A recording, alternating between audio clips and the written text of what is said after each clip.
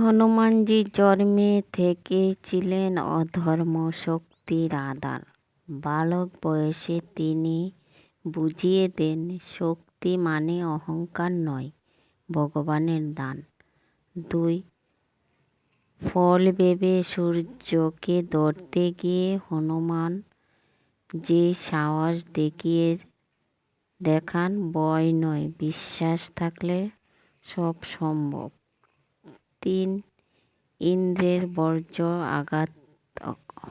আহত হলেও শক্তি কমেনি, কষ্ট তাকে আরো শক্তিশালী করে তোলে।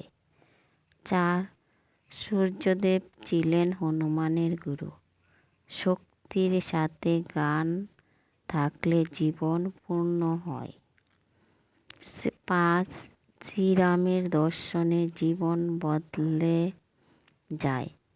হনুমান বুঝেছিলেন প্রভু পেলে সব পাওয়া যায়। 6. হনুমান কখনো নিজের কথা ভাবেননি, রামের কাজই ছিল তার একমাত্র লক্ষ্য। 7. একা পাড়ি দিলেন অজানার পথে, বিশ্বাস থাকলে একা হলেও কেউ হারায় না। 8. অশোকবনে সীতাকে দিলেন আশার আলো, ভক্তের কথাতে ভরসা পেলেন জননী। 9. অপমানের জবাব দিয়েছিলেন সাহসে, অন্যায়ের বিরুদ্ধে শক্তি দেখানো ধর্ম। 10.